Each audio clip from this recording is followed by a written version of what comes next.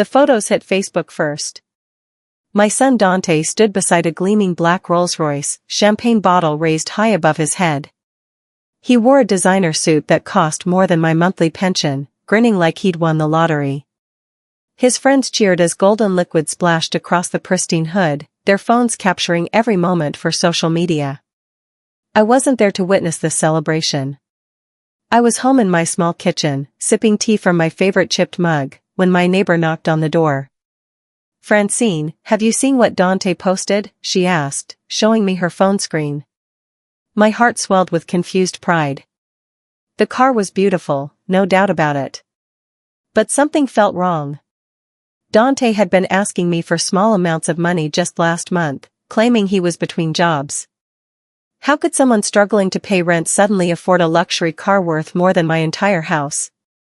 I studied the photos more carefully. Dante's smile seemed forced, his eyes holding a strange gleam. The comments poured in from friends and family. Dante's made it big, and living the dream. But deep in my stomach, worry twisted like a knot. Something wasn't adding up, and I had learned to trust my instincts over the years. A month passed quietly.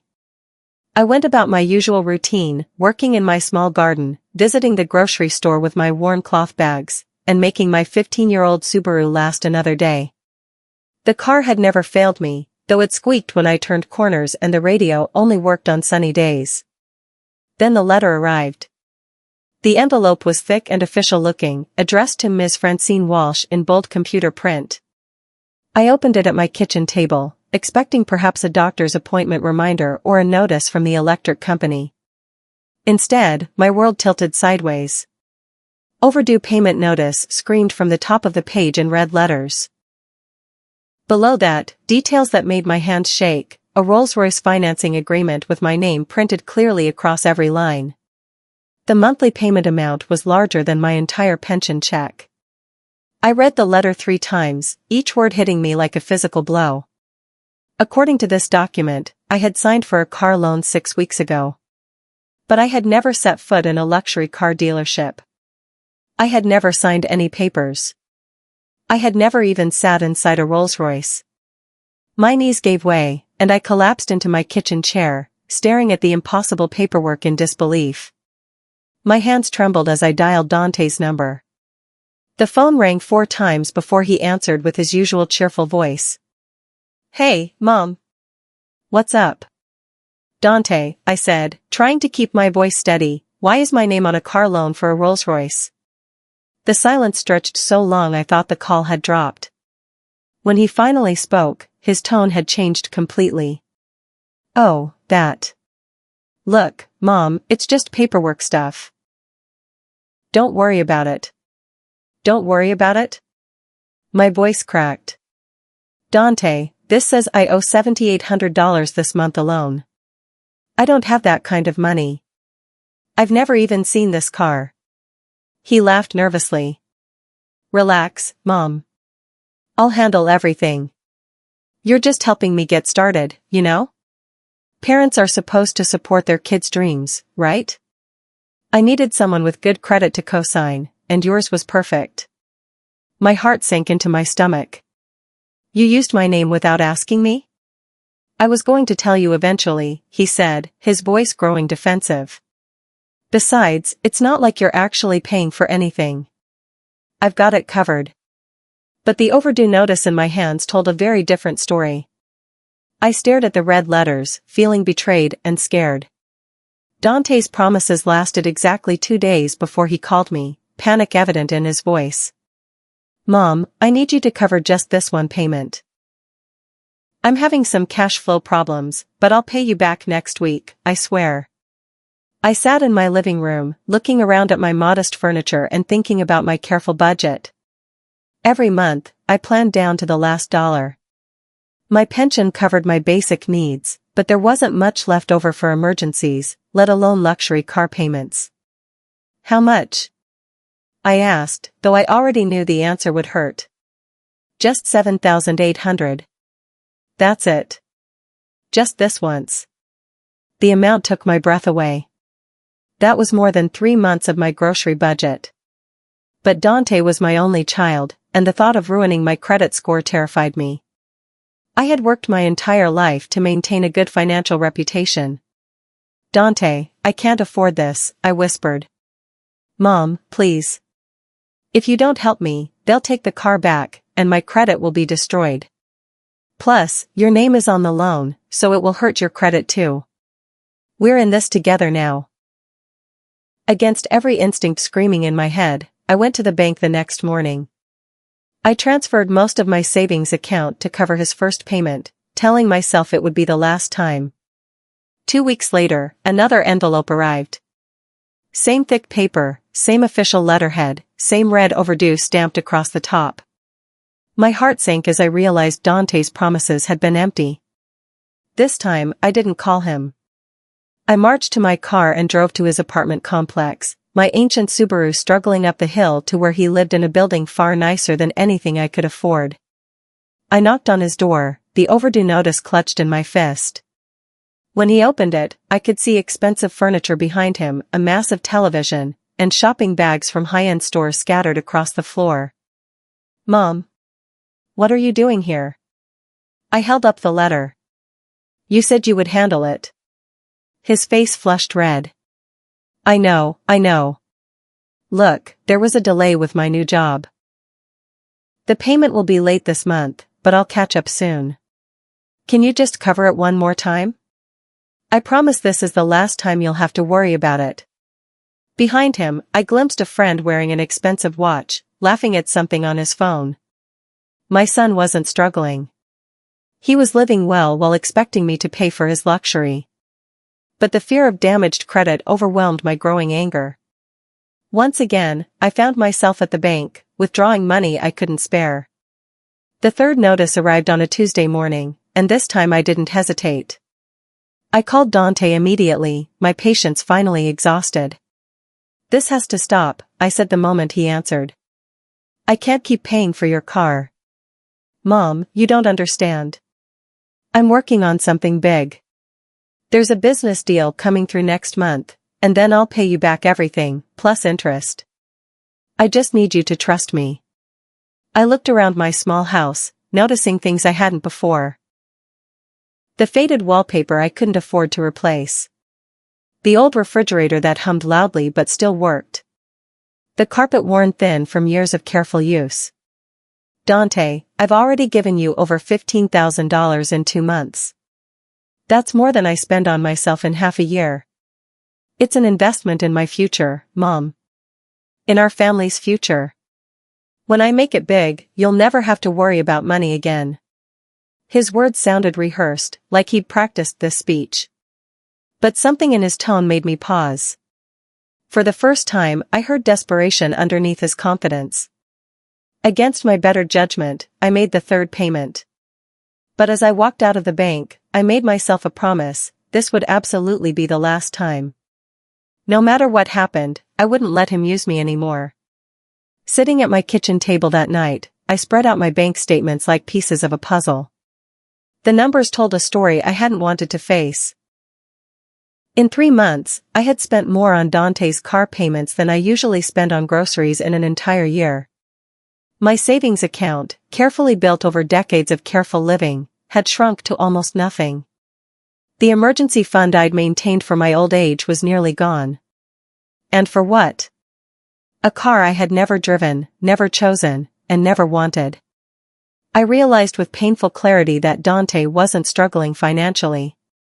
His social media posts showed expensive dinners, designer clothes, and parties at upscale venues. He was living the lifestyle that car represented, while I scraped together payments from my modest pension.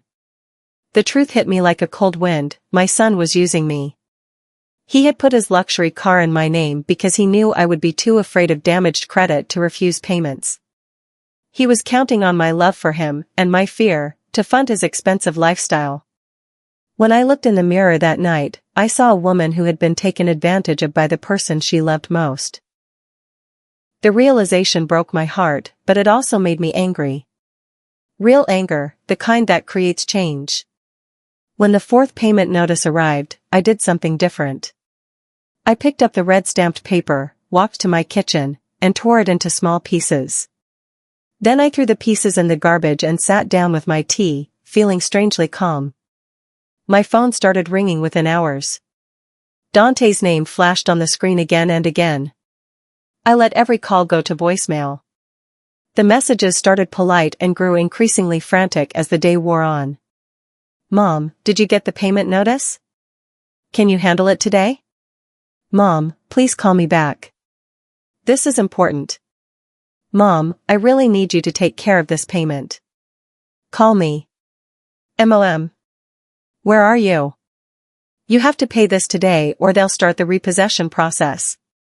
I listened to each message with growing determination. His panic confirmed what I had suspected. He had no backup plan. He expected me to always be available to solve his financial problems.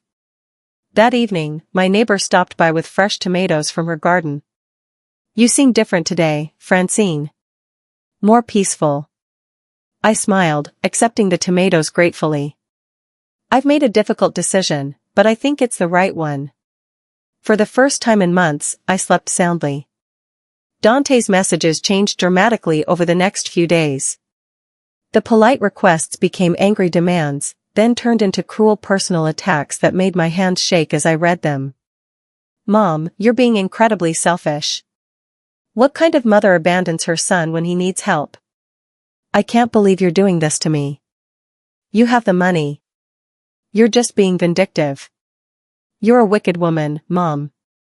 I always supported you, and this is how you repay me? You're greedy and heartless. I hope you're happy ruining your own son's life. Each message felt like a knife in my chest. This was my child, the baby I had raised alone after his father left us. The boy I had sacrificed for, worked extra shifts for, and loved unconditionally for 30 years. But I forced myself to remember the bank statements. I reminded myself of the expensive furniture in his apartment, the designer clothes, the parties. He wasn't a struggling child asking for help. He was a grown man who had fraudulently used my identity to fund his luxury lifestyle. I saved every cruel message, though reading them broke my heart. Something told me I might need proof of his behavior later. The attacks went public on Thursday. I was gardening in my front yard when my sister called, her voice tight with concern. Francine, what's going on? Dante posted something in the family group chat that has everyone upset. My heart sank. Dante had added himself to our extended family's WhatsApp group months ago, charming everyone with funny photos and cheerful messages. Now he was using that access against me. He's saying you've abandoned him in his time of need, my sister continued. He says he's about to lose everything because you won't help him, even though he's always taken care of you. I felt heat rise in my cheeks. What exactly did he say? He wrote that you're living comfortably while your own son suffers. He says he's been paying your bills for years, and now when he needs help, you've turned your back on him. The lies were so outrageous they took my breath away. Dante had never paid a single one of my bills. In fact, over the years, I had given him thousands of dollars for rent, car repairs, and various emergencies that never seemed to get resolved. But I didn't defend myself to my sister. Not yet. I was learning that sometimes silence speaks louder than arguments. The family group chat exploded with supportive messages for Dante. Cousins and aunts who barely knew our situation chimed in with sympathy and advice. Poor Dante. I can't believe Aunt Francine would do this. Family should always help each other. This is so sad. Dante, stay strong. Some people forget what family means.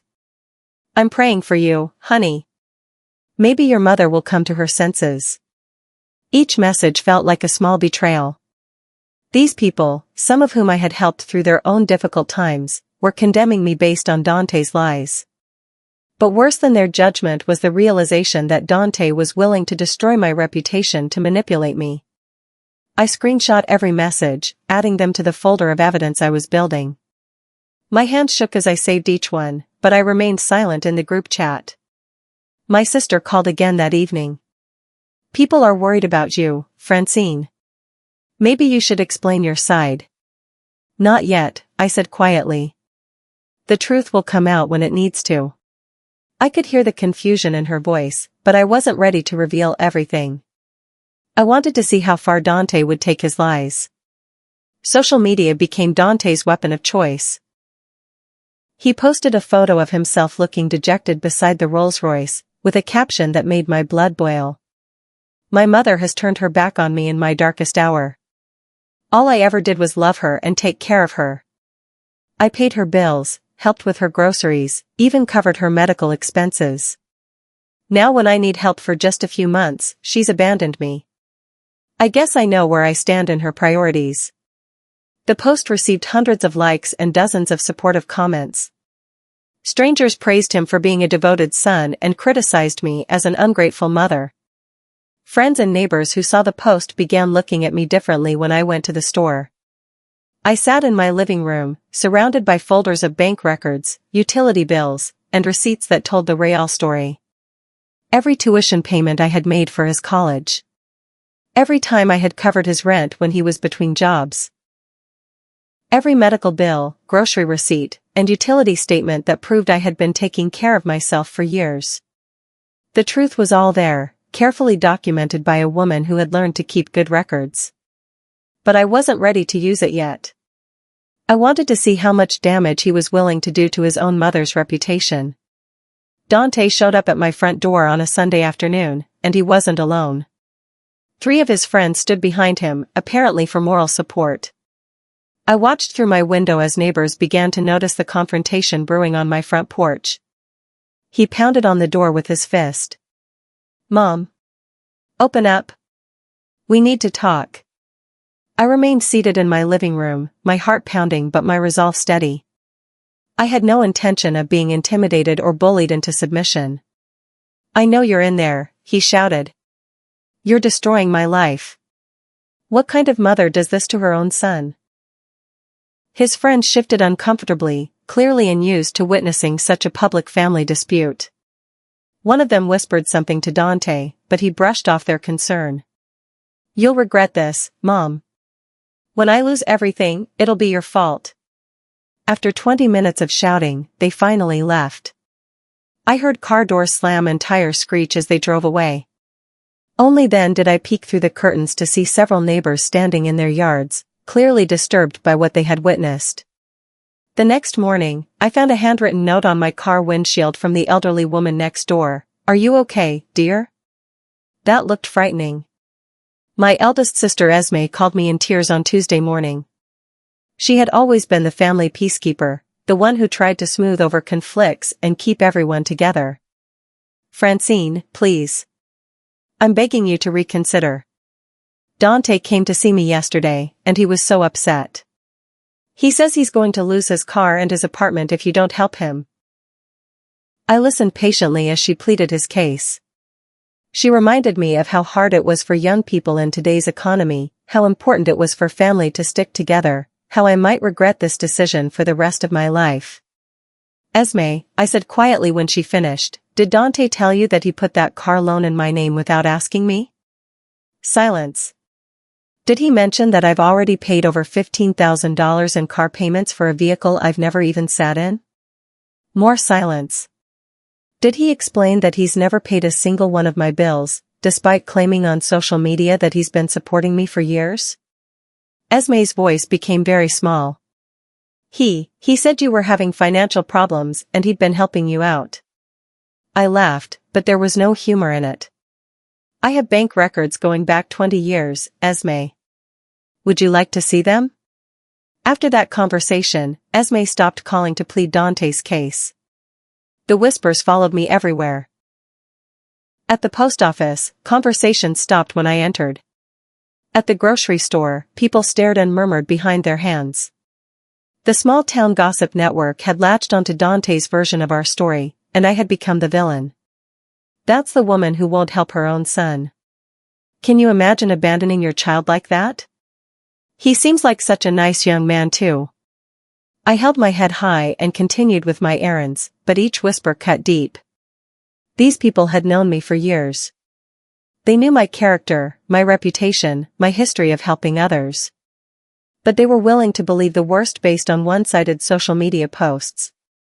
At the pharmacy, the elderly clerk who had always greeted me warmly avoided eye contact. At the library, the librarian who usually recommended books gave me only cold professionalism. I began to understand how quickly public opinion could turn, how easily lies could overshadow a lifetime of truth. But I also knew that the same people who were quick to judge would be just as quick to change their minds when presented with facts. I just had to be patient a little longer. Dante's lies escalated to levels that seemed almost desperate. In his latest Facebook post, he claimed that not only had he been covering all my living expenses, but he had also been paying for my medical treatments and home repairs. My mother has been struggling financially for years, he wrote. I've been covering her mortgage payments, her doctor bills, even the roof repair she needed last winter. I never asked for anything in return because that's what family does. Now she's making up stories about some car loan to avoid helping me in return. I'm heartbroken that she would lie about her own son to justify her selfishness. This post received even more engagement than his previous ones. Strangers shared his story with comments about ungrateful parents and the breakdown of family values. Local acquaintances tagged their friends, spreading his lies throughout our small community. But this time, Dante had gone too far. His specific claims were so detailed and so false that they could be easily disproven. He had given me the ammunition I needed to fight back. That night, I sat at my kitchen table with file folders spread around me like armor. Bank statements, canceled checks, medical bills, insurance claims, contractor receipts, everything I needed to prove that Dante had never paid for anything in my life. The time for silence was over. I spent the entire day organizing my evidence. 20 years of financial records told a very different story than the one Dante was spreading online. College tuition payments, $47,000 over 4 years, all from my account. Rent assistance, dozens of transfers ranging from $500 to $1,200, always when Dante claimed to be between jobs. Medical expenses, all paid through my insurance or from my savings, including the emergency room visit when he broke his arm playing basketball. Home repairs, receipts showing I had paid contractors directly for every repair, including the roof work he claimed to have covered. Car payments, years of payments for his first car, which I had co-signed for and ended up paying off when he defaulted. But most importantly, I found the original financing documents for the Rolls-Royce. Dante had forged my signature and used my personal information to secure the loan. According to the paperwork, I had supposedly signed documents at the dealership on a day when I had been visiting my sister 3 hours away, and I had photos to prove it. I compiled everything into a neat folder, scanning the most important documents onto my computer. If Dante wanted to play the game publicly, I was ready to play it better. On Wednesday morning, I posted my first message in the family group chat in months. I love my son, but I will not allow lies to stand unchallenged. Dante has never paid a single one of my bills. I have documentation proving that I have actually supported him financially for years, including paying for the car loan he fraudulently took out in my name. See attached receipts. Then I began uploading images. Bank statements showing transfers to Dante. Cancelled checks for his tuition. Credit card statements showing payments for his emergencies. Insurance documents proving I had paid my own medical bills. The group chat went completely silent for nearly an hour. Then, slowly, responses began to trickle in. Oh my God, Francine. I had no idea. Dante, is this true? I'm so sorry we judged you, Aunt Francine. These records don't lie. My sister Esme was the first to call. Francine, I'm mortified. Why didn't you show us this earlier? Because, I said calmly, I wanted to see how far he would go. And I wanted everyone to see the truth clearly, without any doubt. Dante never responded in the group chat. In fact, he left the group entirely that afternoon. My public Facebook post was simple and dignified. I didn't attack Dante or call him names. I simply shared the facts. I love my son dearly, but truth must stand. I have never taken money from Dante. I have never asked him to pay my bills. In fact, I have supported him financially for years, as any loving parent would. I have documentation to support these facts. I am sharing this not to hurt my son, but to clear my name and stop the spread of lies. Then I attached the same documents I had shared in the family chat, along with a few additional pieces that painted the complete picture. The forged signature on the car loan documents. Photos proving I was out of town when I supposedly signed the papers. Bank records showing that every car payment had come from my account, never his. The response was immediate and dramatic. Comments on Dante's previous posts began to change. Wait, so he lied about everything? His mother has been paying for his car this whole time? I feel terrible for believing his story. This poor woman. Her own son threw her under the bus. People who had condemned me publicly began posting apologies. The narrative shifted completely within hours. Dante's reaction to my post was explosive. My phone rang continuously with calls I didn't answer, followed by increasingly unhinged voicemails. You've ruined everything. How could you do this to me? You're supposed to be my mother. Everyone thinks I'm a liar now because of you. My friends, my girlfriend, everyone. You're destroying my reputation just to make yourself look good. This is sick. I'll never forgive you for this. You've humiliated me in front of the entire town. His rage was frightening, but also telling. He wasn't angry about being caught in lies, he was angry about the consequences of those lies. He felt no guilt about what he had put me through, only fury that his manipulation had been exposed. I saved every message, adding them to my growing file of evidence. His own words revealed his character more clearly than anything I could have said about him. That evening, I changed my phone number. I needed peace to process everything that had happened, and Dante's constant rage was preventing that healing. The shift in public opinion was swift and complete. People who had whispered about me in the grocery store now approached me with apologies and embarrassed explanations. I'm so sorry, Francine. We should have known better than to believe gossip. Your son really pulled the wool over our eyes. You must be heartbroken. I can't believe he forged your signature. That's fraud, isn't it? The family members who had condemned me in the group chat now sent private messages expressing their shame and regret. Several offered to help me in any way they could, though I appreciated their sentiment. I didn't need rescue, I had rescued myself. Even more satisfying was watching Dante's social media supporters disappear. Friends stopped commenting on his posts. The strangers who had shared his lies began deleting their shares and comments. His online cheerleading section evaporated as quickly as it had formed. Meanwhile, I received dozens of supportive messages from people who had watched the entire drama unfold. Many shared their own stories of being manipulated by family members, thanking me for showing them that it was possible to stand up to financial abuse. I began to realize that my experience, painful as it had been, might help other people in similar situations. 3 weeks after I had exposed Dante's lies, I received a certified letter that filled me with relief. It was from the finance company, formally notifying me that they had discovered fraudulent activity on the account and were beginning legal proceedings to resolve the situation. Apparently, my evidence of being out of town when the documents were supposedly signed had triggered a fraud investigation.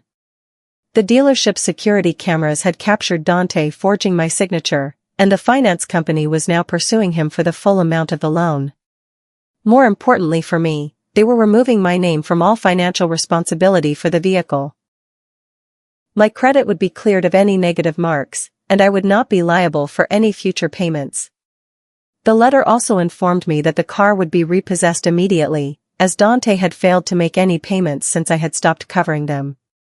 I sat in my kitchen, reading the official documentation that proved what I had known all along. I was the victim of fraud, not a neglectful mother. The vindication felt even better than I had imagined it would. That afternoon, I called my sister Esme to share the good news. She cried with relief, apologizing again for doubting me. The repossession happened on a Tuesday morning, and half the neighborhood came out to watch. I wasn't there to see it myself, but my neighbor called to give me the details. The tow truck arrived at Dante's apartment complex around 10 o'clock. Dante came running out of the building, waving papers and shouting, but the repo man was unmoved. He had his orders and the legal authority to take the vehicle. "Your son looked so different," my neighbor told me. "Smaller, somehow. Like all the air had gone out of him." Without the car that had symbolized his fake success, Dante's entire image crumbled. The friends who had partied with him in the expensive vehicle suddenly had other plans. The girlfriend who had posed for photos beside the Rolls-Royce stopped returning his calls. His social media posts became increasingly desperate attempts to explain the situation, but no one was listening anymore. The court of public opinion had already rendered its verdict. I felt no joy in his downfall, but I did feel a deep sense of justice. Actions have consequences, and Dante was finally experiencing the results of his choices. That evening, I sat in my garden with a cup of tea, watching the sunset paint the sky in shades of gold and pink. For the first time in months, I felt truly at peace. The weeks that followed brought a strange kind of quiet to my life. Without the constant stress of car payments and family drama, I rediscovered the simple pleasures I had been missing. I planted new flowers in my garden, their bright colors a stark contrast to the dark months I had endured. I resumed my weekly coffee dates with old friends, who welcomed me back with understanding and support. My finances slowly recovered as well. Without Dante's car payments draining my resources, I could afford small luxuries again: fresh flowers for my kitchen table, a new book from the local bookstore, a nice dinner out with my sister. Most importantly, I had learned something valuable about myself. I was stronger than I had realized, capable of standing up to manipulation and abuse even when it came from someone I loved deeply. The phone calls from family members continued, many expressing amazement at how I had handled the situation. "I don't know how you stayed so calm," they said. But I knew the secret: documentation and patience were more powerful than anger and accusations. I began volunteering at a local financial literacy center, sharing my experience with other people who had been victims of financial abuse. Many of them were parents whose children had exploited their love and trust. My story gave them hope that they could reclaim their dignity and their financial security. On a quiet Sunday morning in late autumn, I was reading in my living room when someone knocked on my door. Through the window, I saw Dante standing on my porch, looking thinner and older than I remembered. I opened the door cautiously, unsure what to expect.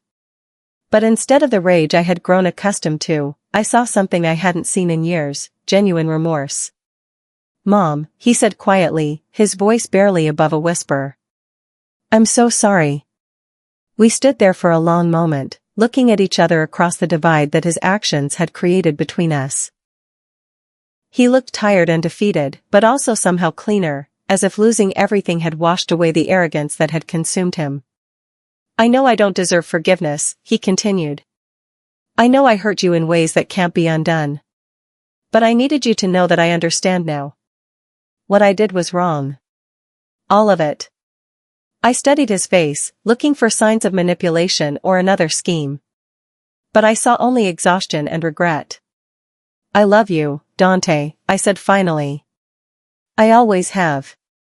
But respect and trust have to be earned." He nodded, tears beginning to flow down his cheeks.